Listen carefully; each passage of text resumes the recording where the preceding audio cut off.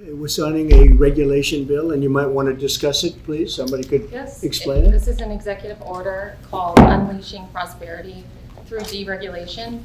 So it slashes unnecessary regulations, which will put more money in Americans' pockets, unleash economic growth, and guarantee that the United States of America remains the strongest competitor on the world market.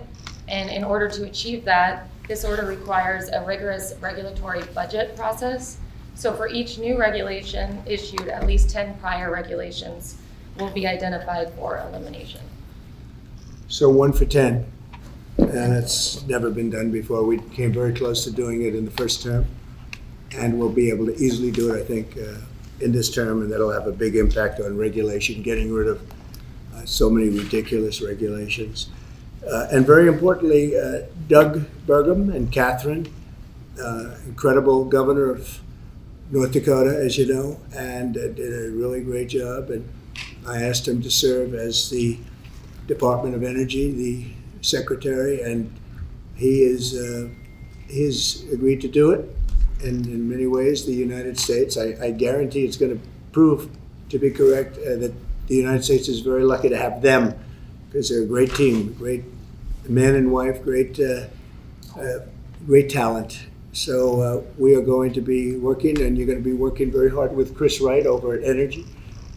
And we have a lot of land. We have more land than anybody else in the world that has energy under it, namely, I call it liquid gold, but oil and gas and other things. And he'll be seeking that out, and he's going to help our country to become extremely liquid and extremely wealthy again. And I don't think it'll take too long. He's ready to go, right? He just got approved, as you know, by the Senate.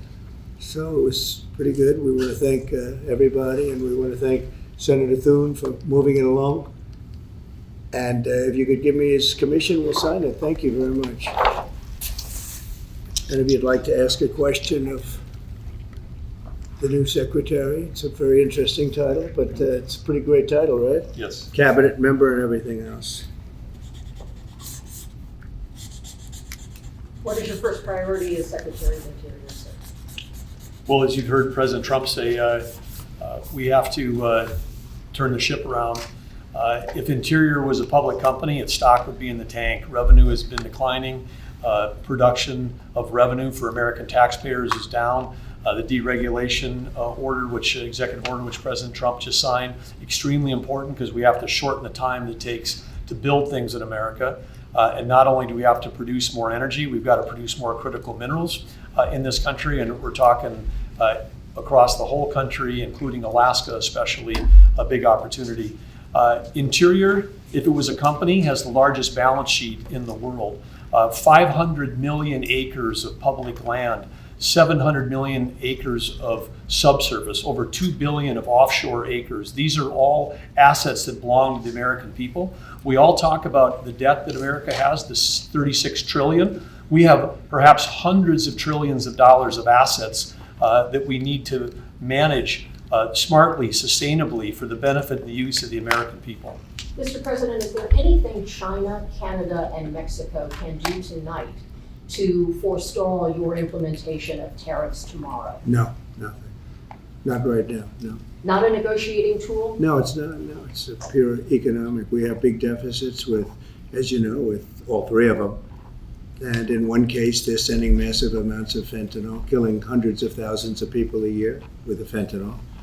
And in the other two cases, they're making it possible for this poison to get in, number one. And number two, we have big deficits, and it's something we're doing. And we'll possibly very substantially increase it or not. We'll see how it is. But it's a lot of money coming to the United States. As you know, we have about a $200 billion deficit with Canada, getting close to $200 billion. They've treated us very unfairly. And I say, why should we be subsidizing Canada? It's wonderful. I have so many friends in Canada. It's a great place. Is there a concession you're looking for, sir? No, we're not looking for a concession. And we'll just see what happens. We'll see what happens. So with Mexico, it's the same thing. We have a $250 billion deficit, and we have a lot of people coming into the border, and now we've largely stopped that, but we've stopped that ourselves. I think they've done a fantastic job. You've seen the numbers, they've dropped to almost zero. But we've suffered under the past administration for years and years. We've suffered with millions of criminals coming into our country. Criminals, people from jails from all over the world. They come through Mexico and they come through Canada too. A lot of them come through Canada, and a lot of fentanyl comes through Canada. And China makes the fentanyl. China makes the fentanyl, gives it to Mexico, puts it through Canada, puts it through different places, mostly Mexico, but also a lot through Canada. And so all three haven't treated us very well. Sir, could I ask you about your meeting with NVIDIA? What did you talk about, and do you think you need to ban more of the chips that they're selling to China? Well, he's a great gentleman, and I hadn't met him. He's the biggest in the world in terms of chips. And I can't say what's going to happen with it. We had a meeting. It was a good meeting. But eventually we're going to put tariffs on chips. We're going to put tariffs on oil and gas. That'll happen fairly soon. I think around the 18th of February. And we're going to put a lot of tariffs on steel. We already have tariffs on steel, and we've saved our steel industry, but that was relatively small compared to what it'll be. But we're going to be putting tariffs on steel and aluminum and ultimately copper. Copper will take a little bit longer. And that'll happen pretty quickly. It'll mean it'll be a great boost for our steel industry. It'll make our steel industry very strong. If I didn't put the tariffs on years ago on steel, which actually Biden left because there was so much money that they couldn't do anything about it, we would have lost. We wouldn't have one steel mill in this country if I didn't do that. We saved the steel industry. So it was an honor to do it. And I think the people that love me most in the whole world are people that make steel. But we're going to be putting sometime this month, next month, we're going to be putting tariffs on steel and aluminum. And we'll give you an announcement as to what the exact date is. But it'll be a tremendous amount of money for our country, a tremendous amount. These are big numbers. And in addition to that, and you see the power of the tariff. I mean, the tariff is good. And nobody can compete with us because we have by far the biggest piggy bank. And so that'll take place very quickly. But also we'll be doing pharmaceuticals. And to bring our industry back, we want to bring pharmaceuticals back to the country. And the way you bring it back to the country is by putting up a wall, and the wall is a tariff wall. We were the richest country in the world. We were at our richest from 1870 to 1913. That's when we were a tariff country. And then they went to an income tax concept, and how did that work out? It's fine. I mean, it's okay, but would have been very much better. So we'll be doing pharmaceuticals, importantly, and drugs, medicines, etc., all forms of medicine and pharmaceuticals. And we'll be doing, very importantly, steel, and we'll also be doing chips and things associated with chips. And sir, what are you planning on talking with the Japanese Prime Minister about next Friday when you all meet? Well, he's coming in next week. I don't know, he asked for a meeting, and I have great respect for Japan. I like Japan. Prime Minister Abe was a very close friend of mine. What happened to him was so sad, one of the saddest days. But they're coming in to speak to me, and I look forward to it. Mr. President, on the crash, do you have any concerns that your commentary about things you have described as common sense or your observations could in any way interfere with the thorough investigation of the crash? No, I think they'll do an investigation. It'll probably come out the way I said it. I like to put it up front. I'm so tired of listening to things happen to our country, and then people say we'll do an investigation, and 3 years later they come out with a report that nobody looks at. Especially, not in all cases can you do that, but in this case, you had a helicopter that was, the Black Hawk was too high. It was above the 200 limit by double. Shouldn't have been there. And there were some other mistakes made too, and I pointed them out also, and I was right on all of it. But they'll still do an investigation just to check it out. But I think As that's what Commander-in-Chief, are you at all concerned about opining about the Army and the conduct of that aircraft when you are Commander-in-Chief and these are the people who report to you and there's an investigation ongoing? This was all caused by bad rules, regulations, and other things by Biden, the What Biden tells you that, administration. sir? And when you look at the way they ran things, in fact, if you look, we hired, one of the first things I told them to do, I said, get talented people in those beautiful towers overlooking runways. you better get them in there fast because we don't have people there that are qualified. And you knew that because planes were landing very, very late. They were circling all over the place. We had people that didn't know what the hell they were doing. And so there are if you planes look, in the air excuse me. everywhere, and there are other air Excuse me. traffic. Pardon me, Excuse sir. They, we have to have the best people, the smartest people, the sharpest people as control tower experts. And that's what they have to be. They have to be experts and they have to be very smart. And we didn't have our best. And if you read the quote that I read yesterday at the news conference, it talked about people that were psychologically injured were okay and people that had lots of problems were okay. I'd read it again if you'd like me to, but I don't think I have to Does that waste give your you time. concern though, sir, with planes in the air all around the country, people relying on that as safety? Are you suggesting there's an ongoing risk? No, I think there's very little risk, but I think that we have to make sure that this never happens again. Very, very little risk. And we're taking actions that this can't happen again. The helicopter, as you know, was out of its zone. Shouldn't have been out of its zone. It was at the same height as the airplane. Now, the airplane was coming down on its track. It was perfect. It was in perfect shape coming down, and something was in its way. You can't let that happen. And it won't be happening again. And this was all because of weak rules in the Biden administration. And we're just not going to let that kind of thing happen again. And again, I could wait and I could, give a report in 2 years like they always do. And sometimes it's obvious. In this case, to me, it was very obvious. And I think I've been proven to be very correct. Yeah. Mr. President, what do you expect from your meeting with Prime Minister Netanyahu next week? I expect a lot of good things. From all meetings, I expect good things. Marco Rubio, as you know, is going to make a tour of various countries in South America. He's going to be meeting in Panama, where Panama's treated us very badly. They gave him, rather foolishly, a thing called the Panama Canal, the most expensive project we ever built, if you look at today's numbers. Most expensive ever built. We lost 38,000 men. In that case, all men, just about all men. 38,000 to the mosquito, to malaria and various other problems that you get from jungles. It was a tremendously costly event. We built the Panama Canal 110 years ago. Think of it, the most expensive development we ever did.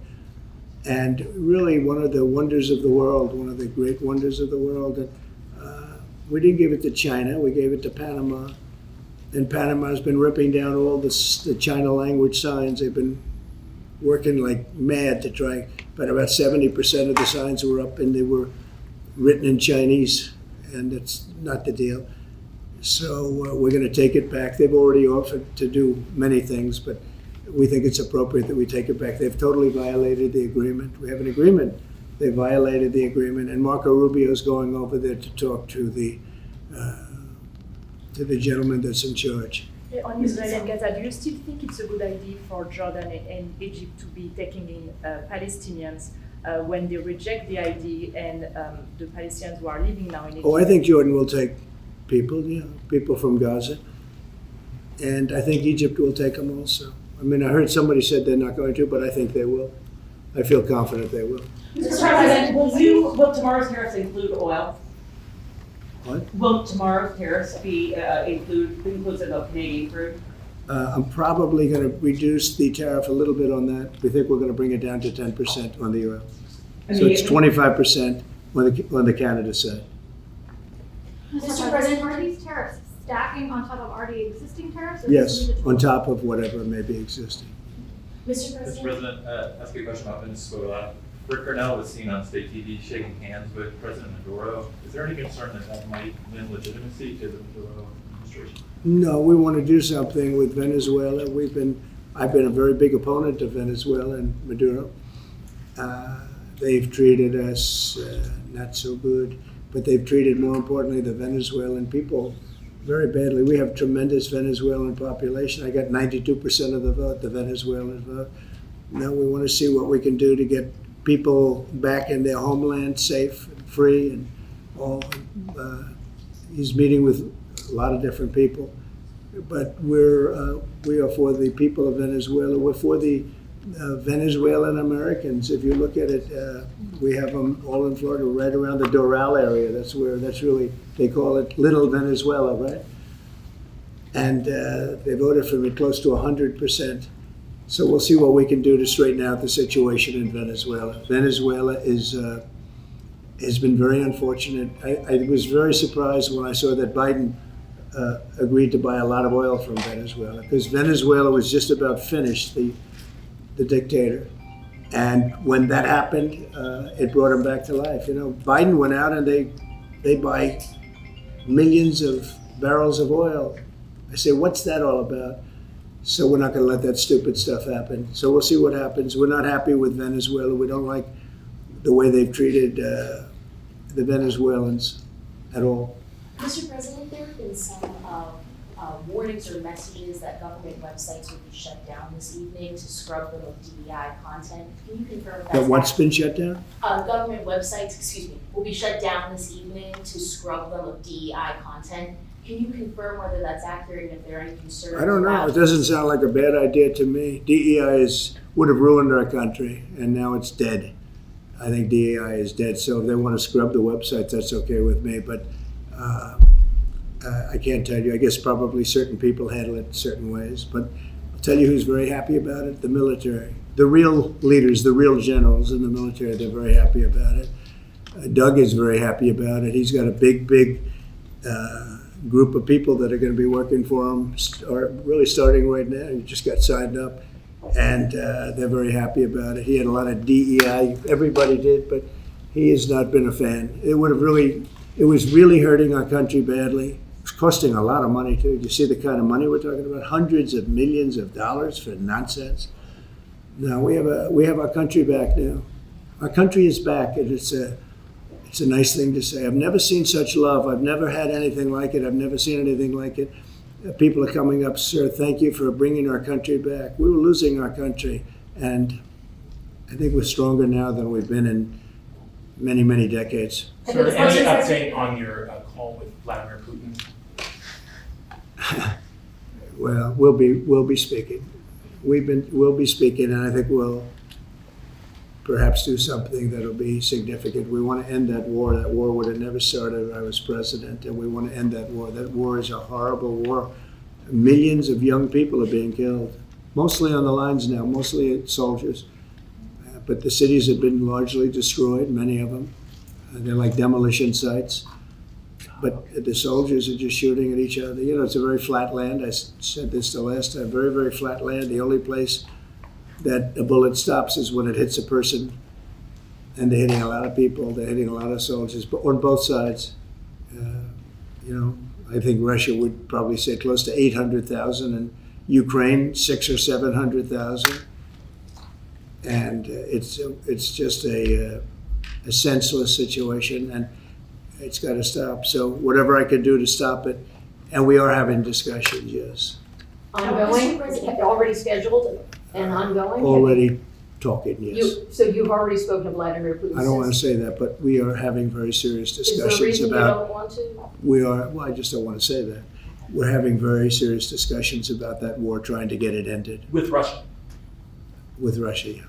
At the Department of Justice and the FBI, there are a number of high-level people who are being asked to resign or are being told they are going to be fired. Did you specifically request any actions at the Bureau or DOJ with respect to those employees? No, but we have some very bad people over there. It was weaponized at a level that nobody's ever seen before. They came after a lot of people, like me, but they came after a lot of people. No, I wasn't involved in it. I'll have to see what is exactly going on after this is finished. But if they fired some people over there, that's a good thing, because they were very bad. They were very corrupt people, very corrupt, and they hurt our country very badly with the weaponization. They used the Justice Department to go after their political opponent, which in itself is illegal.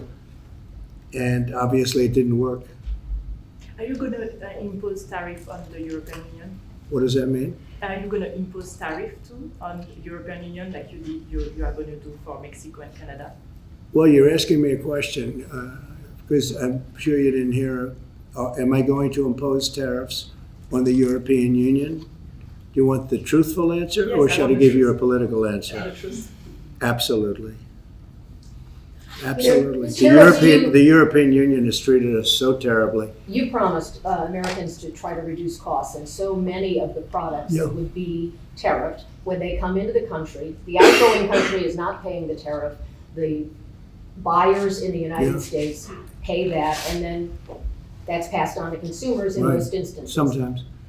How would you expect to have prices come down if you have such a broad plan for tariffs? And what do you say to the voters who want to see you reduce everyday costs? Well, let me just tell you that I got elected for a lot of reasons. Number one was the border. Number two was inflation, because I had almost no inflation. And yet I charged hundreds of billions of dollars of tariffs to countries. And think of it, I had almost no inflation and took in $600 billion of money from other countries. And tariffs don't cause inflation, they cause success. They cause big success. So we're going to have great success. There could be some temporary short-term disruption, and people will understand that. I had that when I negotiated some of the good deals for the farmers. And unfortunately, those deals have been led astray by Biden and his people because they didn't enforce the deals. We have a deal with China, which is phenomenal for the farmers, but there was nobody to enforce it in the Biden administration. They let them get away with murder. So that's another thing we're going to be bringing. Do you accept They the committed. principle Wait a of minute. costs being They passed committed to on? buying $50 billion worth of farm product, and they did it when I was president. As soon as I left, they stopped doing it because there was nobody in Biden to enforce it. But the tariffs are going to make us very rich and very strong, and we're going to treat other countries very fairly. But if you think about it, other countries charge us tariffs. We don't charge them tariffs. And it's about time that that changes. So are you concerned about the market reaction around tariffs? No, no. Tariffs, the word tariff is a very misunderstood word. You've heard me say, I say it kiddingly, but it's one of the most beautiful words in the dictionary, really is. And we've been taken advantage of because others have charged us VATs. As an example, the European Union charges us 20% plus a VAT tax, called a VAT tax, very similar. And it costs us an absolute fortune. We are treated so badly. They don't take our cars. They don't take our farm products, essentially. They don't take almost anything. And we have a tremendous deficit with the European Union. So we'll be doing something very substantial with the European Union. We're going to bring the level up to where it should be. And if you think of the European Union, then you go to NATO, it's largely the same group of countries. Until I came along, I mean, we were paying almost 100% of NATO only to get bad trade deals. And now it's been evened out, but very unfair having to do, it was evened out pretty good. Actually, I did a good job. They paid $440 billion if you look at the Secretary General's report, and he was here recently and he said that. He said one of the most amazing things I've ever seen is what President Trump was able to do with these countries of Europe, of which he was in charge of them, but he couldn't get them to pay. I went over, I said, you got to pay, and if you don't pay, we're not going to protect you. It's very simple. But very unfair is with Ukraine because we're in for $300 billion plus, and they're in probably for $100 billion. There's a $200 billion difference, and they need it more than we do. You know, we have an ocean in between. They don't. And so they're going to have to step it up a little bit. With efforts to reduce the federal workforce, whether it's offering what we've called the buyout package or other efforts, do you have any concerns that there will be employees broadly across the federal government who might take that up? And they're a part of the many different ways that agencies protect the public, from food inspections to water safety to I know, but traffic everybody's controls. replaceable, and we'll get very good people to replace them if it turns out to be more than we thought. It could be a lot, it could be a little, we don't know, but we'd love to have them leave. We're trying to remember this. We want them to go into the private sector. It's our dream to have everybody almost working in the private sector, not in the public sector. We have many people, very few people came to work. They were, it started more or less with COVID, but actually even before COVID. But it started with the COVID, they didn't come back. And then Biden let them get away with murder, and we had federal workforce, like 4% coming into the office. And that just doesn't work. People can say it does, but it doesn't work. You have to be unified in a group in the office. It's just, it was crazy. You don't know what they're doing.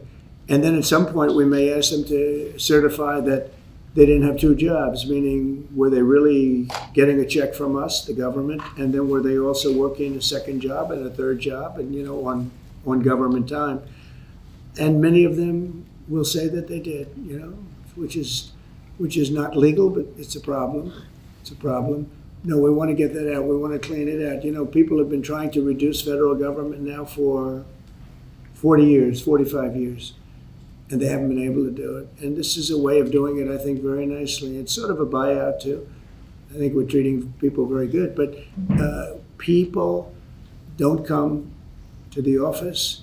They won't have a job starting on that very special date. So we'll see how that works out. I mean, nobody knows how that's going to turn out. Everybody might show up to the office and maybe a large number won't show up. But if they don't show up, we've accomplished a very serious goal. We're trying to reduce government. Does Mr. Musk or any of those associated with your Doge effort, do they have any direct access through the government systems to how money is dispersed? No, nothing. No, this has nothing to do also with the federal cutting, with this federal cutting.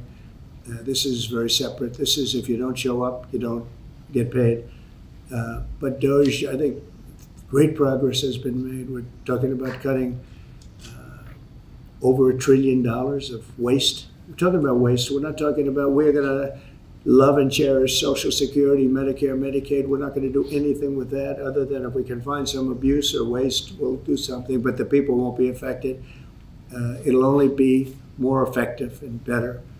And our country, as our country gets richer, the people on Social Security, Medicare, Medicaid, those people are going to be more secure. If Biden had gotten elected, Social Security was going to fail because the country was failing. It was going to fail. The country was going to fail.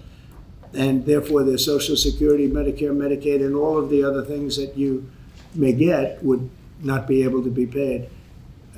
Our country is getting very strong, and you see it. I think more progress has been made in the last 2 or 3 weeks than has been made in the last 4 years. I think not only has more progress been made in the last 4 years, I'll call it deep progress.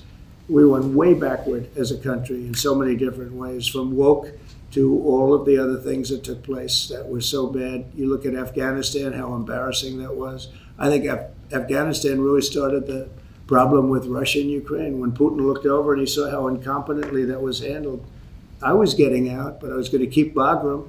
Right now, China has Bagram. I was going to keep one of the biggest air bases in the world. They left it. But other than Bagram, I was going to get out. And I wasn't keeping Bagram for Afghanistan. I was keeping it for China because it's 1 hour away from where China makes its nuclear weapons. And we were keeping it. So we have a lot of great things happening in our country, and we appreciate that you're here. And I'm really thrilled about Doug, and I'm really thrilled about his friend, Chris Wright, who's a legend in the oil business, right? They keep telling me, Catherine, he's like a legend, and he's a legend too in a lot of businesses. And we have an amazing group of people working with us. There's a man behind me who became a tremendous success. He was not a wealthy man. He didn't start off a wealthy man, and he ended up a wealthy man. And that's a great talent. And he's willing to sacrifice so much and to put it to work for our country. Watch the job he does on the interior, but in particular on really making our country very, very wealthy by utilizing it properly. And at the same time, environmentally, he does it he's very much an environmentalist. He's going to do it very carefully and very painstakingly good. But you just watch what happens. And working with the Department of Energy, where his compatriot, his friend, and also considered the most talented man in the oil business, is the head of the Department of Energy. They work together. It's almost like a partnership. It really is a partnership.